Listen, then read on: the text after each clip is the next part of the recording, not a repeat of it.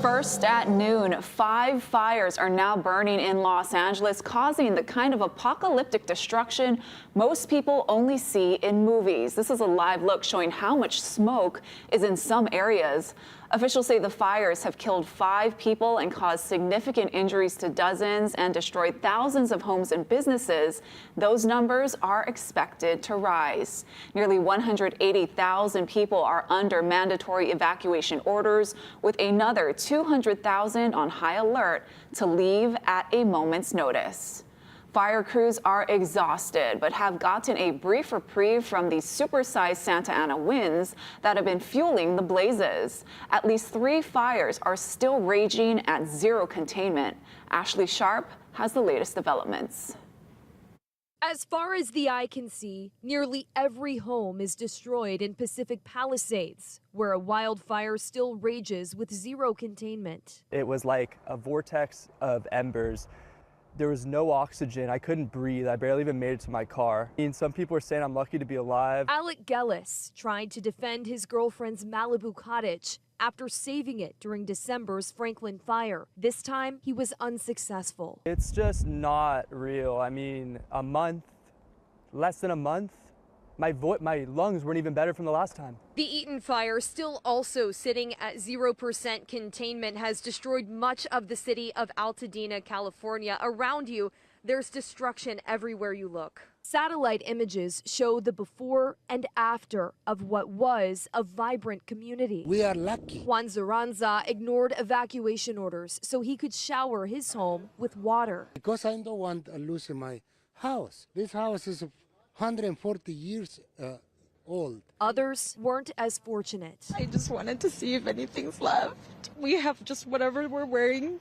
We're wearing the same thing for the last 2 days. 2 new fires broke out Wednesday night. The Sunset Fire erupted in Runyon Canyon Park in the legendary Hollywood Hills. Crews were able to stop its forward movement. Our house, you can tell it's next, and we're getting out. And over the hill in Studio City, a fire off Ventura Boulevard destroyed several homes before firefighters knocked it down. But the danger is far from over. We're throwing everything at this that we possibly can, and we're going to move through this and continue to support one another. While the Santa Ana winds have substantially diminished, another round is expected later today into Friday. Ashley Sharp, CBS News, Altadena, California.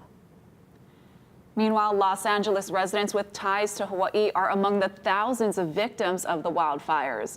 Maui native and longtime LA school teacher Tanya Reyes was among them. She thought her home in Altadena would be safe from the nearby Eaton fire, but decided to evacuate in the middle of the night. Around 1:30, we looked out the window and the flames was so bright that we said, oh, you know what, we better go. And as we were exiting, we got the official evacuation.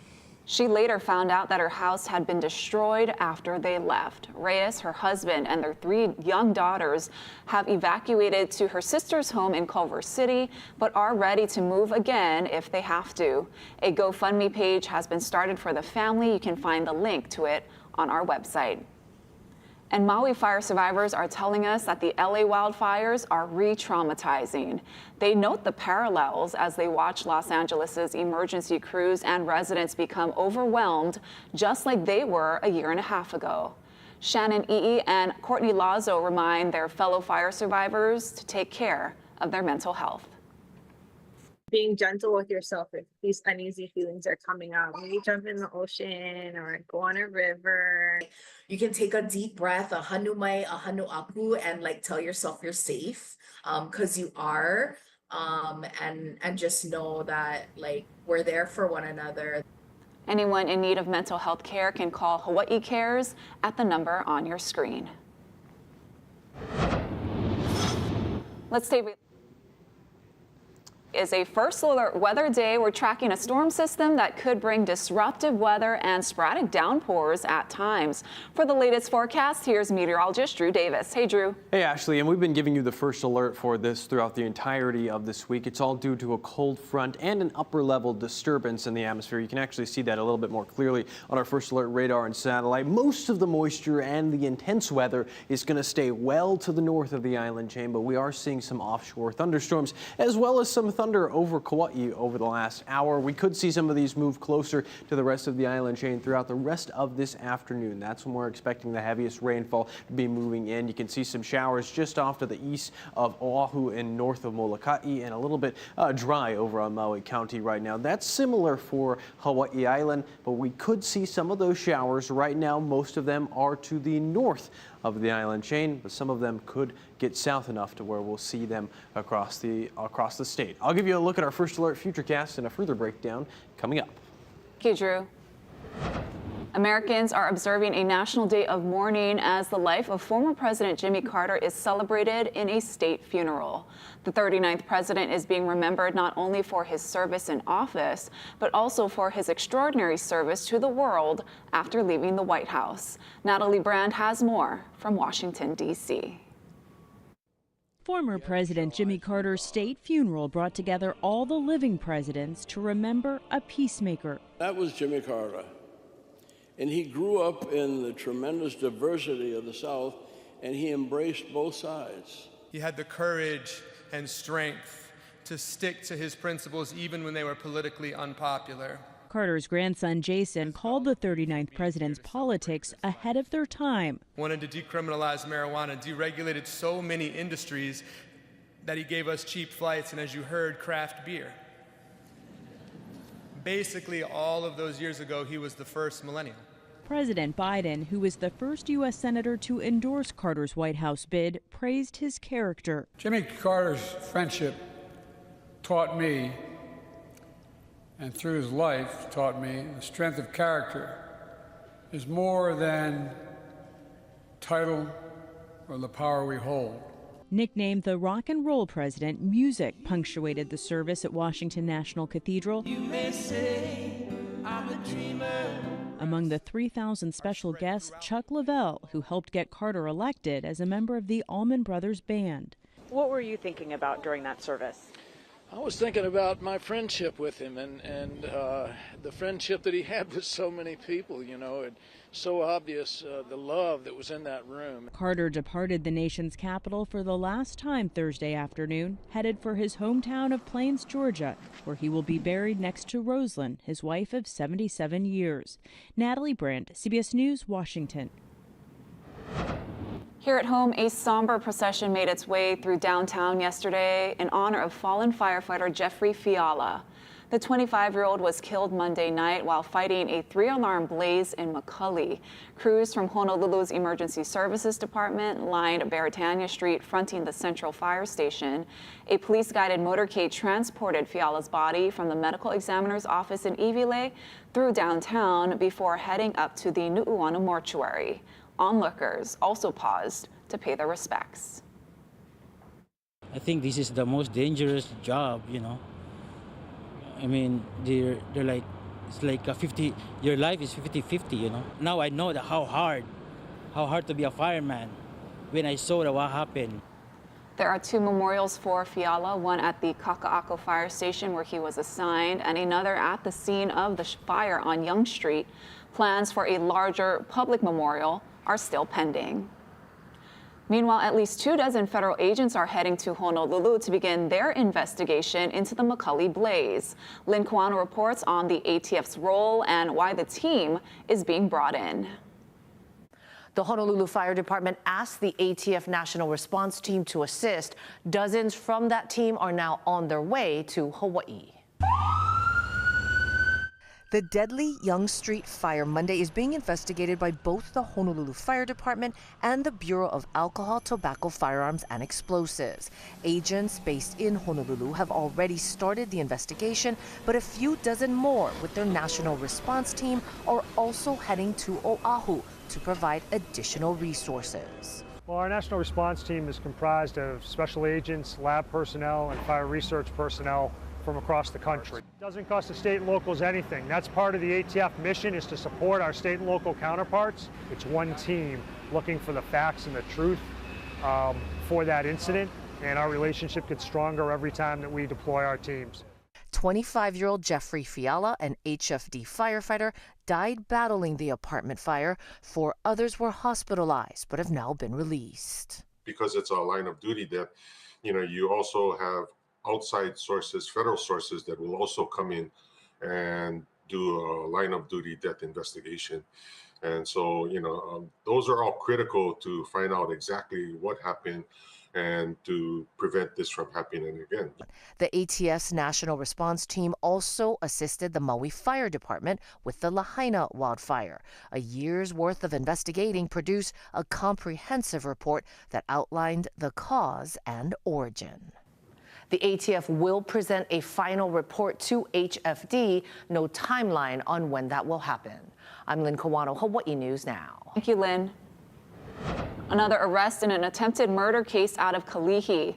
A 45-year-old woman has now been taken into custody in connection to a man being set on fire last month. The victim had been sleeping in a vehicle on Awiki Street, and he suffered critical injuries. We're told 3 suspects were involved. One, a 35-year-old man, was picked up by HPD on Monday. The NTSB has released its preliminary report on last month's Kamaka air crash that killed the 2 pilots on board. The report says the plane was expected to turn right shortly after takeoff, but instead made a sharp left before nosediving into an abandoned building. 24-year-old Hiram DeFries Saranitman and 26-year-old Preston Kalukiva died in the crash. They were on a training flight from Honolulu to Lanai to perform flight maneuvers and practice instrument approach procedures. The report says the instructor pilot was seated in the left seat while the pilot receiving instruction was in the right seat. The NTSB is expected to release a final report in 12 to 24 months. Honolulu's police chief says he's against the state's plan to have sheriffs patrol highways for speeders and drunk drivers. Details ahead on This Is Now. Plus, creating a more sustainable Hawaii as the debate continues over Oahu's next landfill. Casey Lund shows us how a local nonprofit is turning trash into treasure.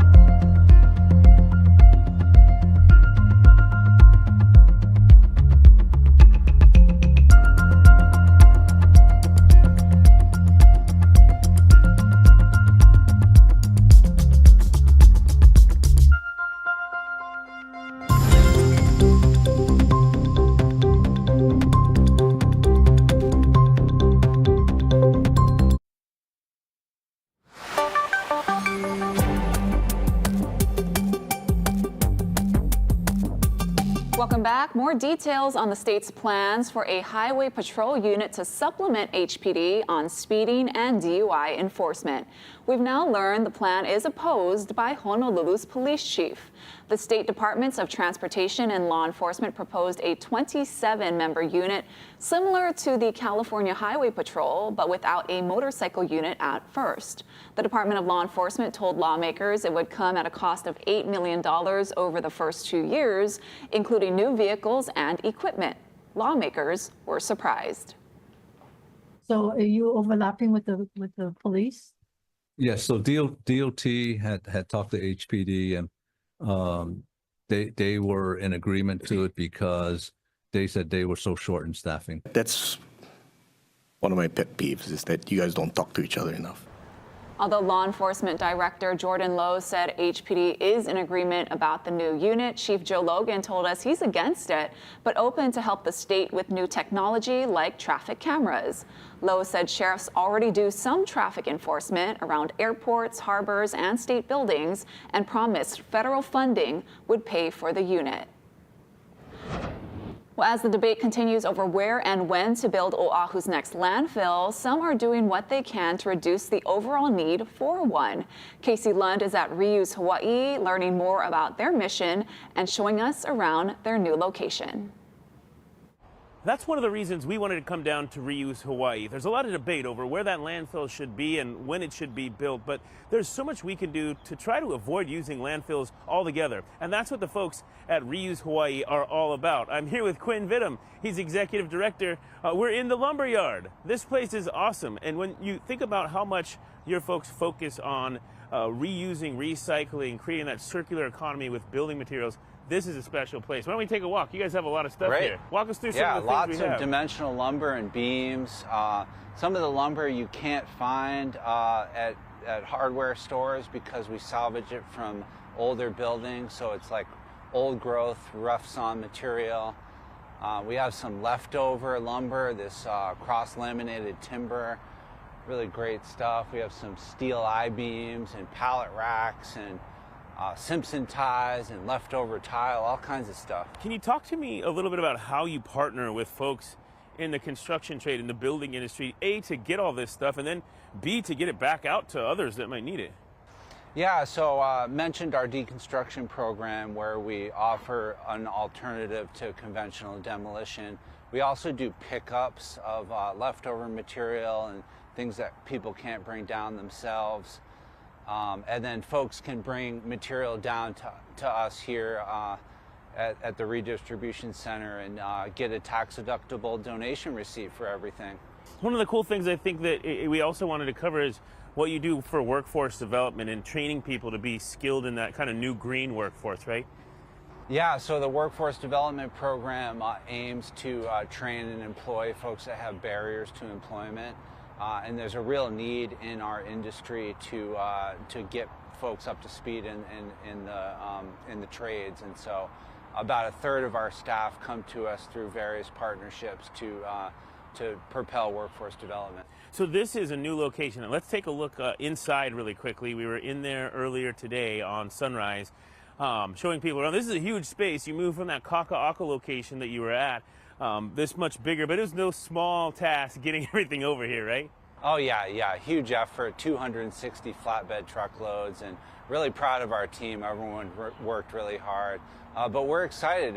The new space is almost 3 times the size of the old one, and so we feel like we can make a bigger impact on waste reduction and provide more community resources, and it's especially important now in the wake of all of the concerns around the landfills closing and where the new one's going to go and everything. Last question. You had the tool checkout library system at the Kaka'aka location. Do you have that here? Yeah, everyone asked about the tool library, and we all love it. It's on hold for now. We're working on getting some funding to start the tool library up again, so stay tuned for that. Awesome. Quinn, thank you so much for showing us around.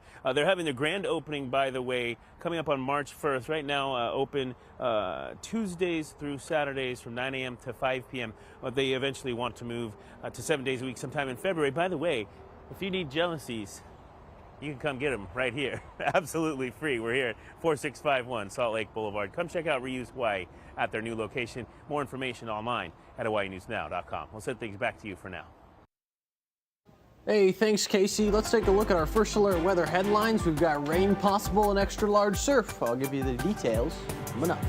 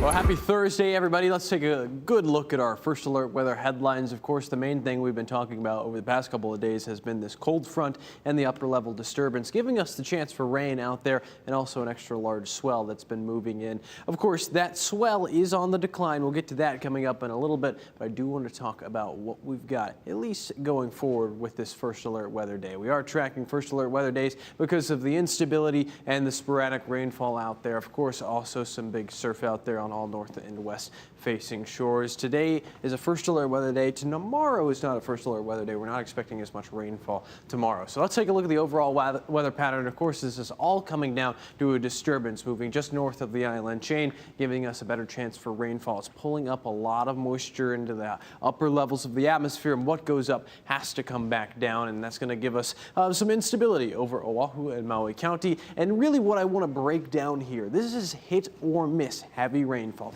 It is not going to be for everybody. We've seen some showers over Oahu today, also on Kauai as well. We even saw some thunderstorms over Kauai over the last hour, but this is not for everybody. Hit or miss, and so that's really the case when we see these upper level disturbances out there. The trades are set to return throughout the rest of this evening and Friday, and I want to break down our futurecast as we're going hour by hour. You can see all the heavy rainfall is up to the north of the island chain. That's where that disturbance is. That technically it's called a short wave. That's the meteorological term for it, but all you need to know is that's where the heaviest rainfall is. It continues to move off to the east and southeast as we're going into late night tonight. This is 10 p.m. on Thursday, and you can see some rain even possible over on Hawaii Island. So we could see some snowfall over on the Hawaii Island summits as well. Again, that's going to be the case throughout early Friday morning as well. A little bit drier as we're going into Friday midday and Friday afternoon as well. Still sporadic showers as well. High surf warning is up on the north and west facing shores of Kauai, Oahu, Molokai, the north facing shores of Maui, and also on the Kona coast of Hawaii Island. We've seen some large surf out there on the Kona coast of Hawaii Island, and this is going to be the case until 6 p.m. on Thursday. So this evening, you can take a look at our actual surf and shoreline forecast. North facing shores around 10 to 14 feet, west facing shores 6 to 8, and of course this forecast is for Friday morning. We're on the decline with this swell that's moving in. Today is a first alert weather day. A couple of showers possible throughout Friday and Saturday. Trade winds returning today and tomorrow. Beautiful weather expected as we're going into this weekend. Thanks, Drew. Well, the Captain Cook Post Office on Hawaii Island officially has a new name. We'll tell you what it is when we come back.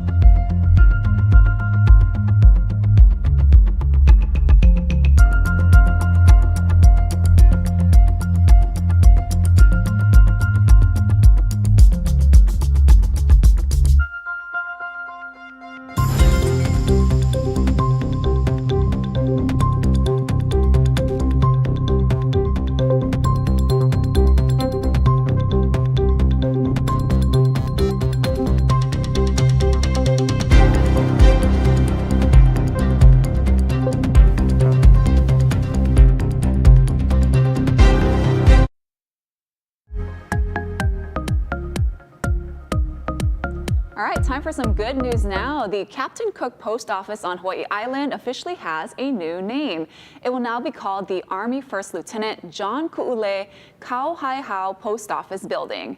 It's being named after the soldier from Ho'onaunau who was killed in action in Vietnam and posthumously awarded the Distinguished Service Cross, the Army's second highest award for valor. Congresswoman Jill Tokuda introduced the bill for the name change, and President Biden signed it into law. And happy birthday to the king of rock and roll. Fans of Elvis swarmed to the front lawn of his Graceland home in Memphis, Tennessee on Wednesday to celebrate what would have been his 90th birthday. Big crowds there. Yeah. And if you're not a fan of spiders, you may want to look away. You've been warned. An Australian zoo has found its biggest ever funnel web spider, and his name is Hemsworth. The arachnid is both disgusting and deadly. It's about 3.6 inches from foot to foot, bigger than their last record holder named Hercules at 3.1 inches. Now, the spider, of course, is named after the famous Hemsworth brothers.